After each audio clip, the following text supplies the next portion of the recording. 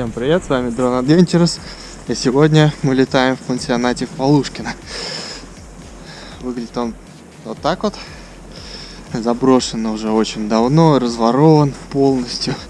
Ну, а мы просто решили вернуться к полетам, где без 1 и 2 никак.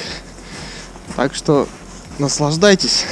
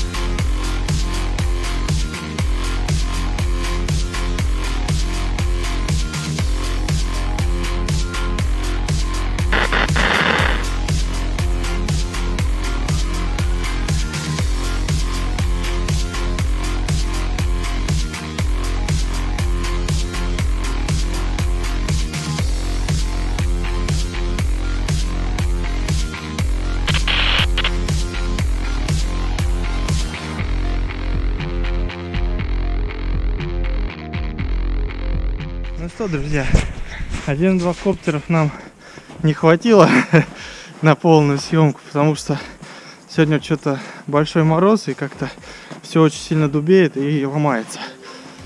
Даже силиконовые провода имеют свойство отскакивать.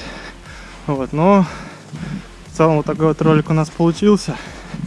Надеюсь, это было захватывающе.